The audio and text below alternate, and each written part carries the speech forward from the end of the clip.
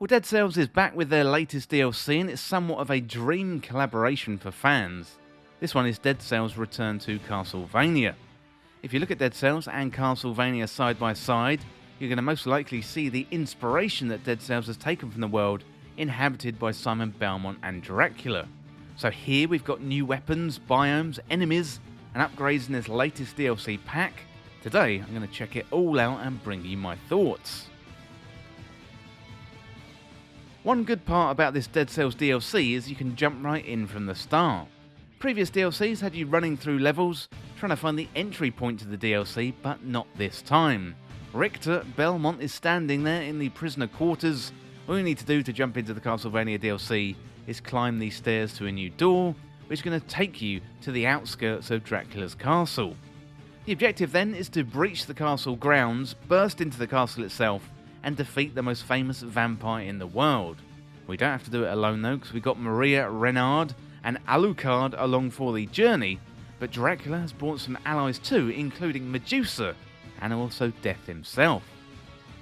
This new DLC is only a few hours long, depending on your experience with the franchise. While it is short in terms of time, it's dense with regards to the content, plus you can keep the items that you pick up and take them onto the rest of your run. So we got the classic whip, which is instantly recognisable for any Castlevania fan, plus we got werewolves and also armour knights. There's nods to various Castlevania games in the series, including weapons like holy water and the throwing axes, as well as new weapons including Medusa's head and Death's scythe. Now, as well as the new weapons, we've got cosmetics that allow us to look like Simon Belmont or Alucard.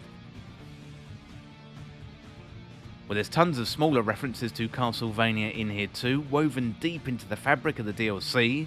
Our vendor, the Collector, has been replaced by Shanoa from the Order of Ecclesia, and there's a stylistic design choice inspired by Rondo of Blood, including the title cards for the new areas.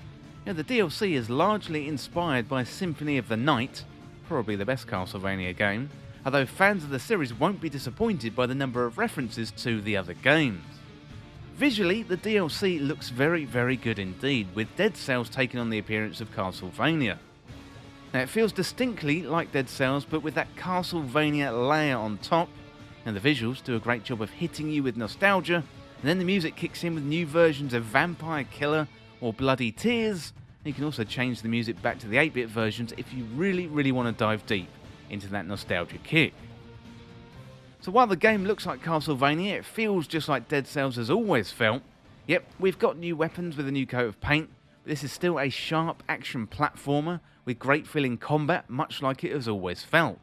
Now, Dead Cells is arguably one of the best indie titles out there, and this collaboration is only going to raise the reputation of this fantastic indie game. My one criticism of the DLC is that it's simply too short. I'd love to see a full game like this, a new Castlevania entry by the developers of Dead Cells, Motion Twin.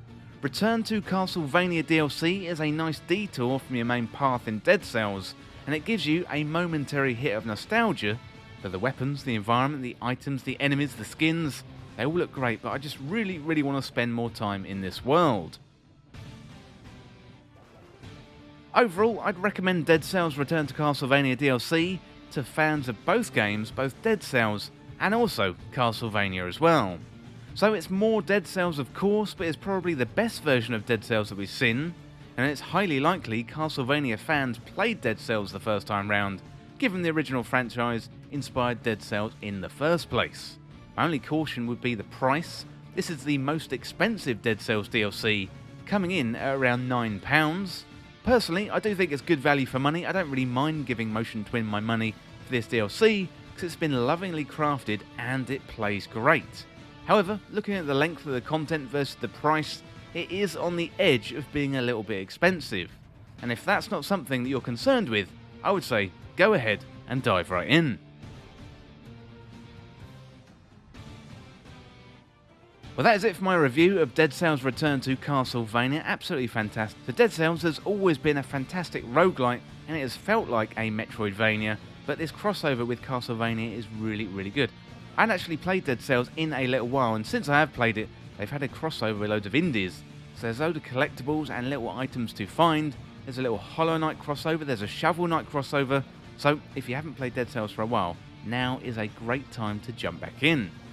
As always, thank you so much for watching or listening.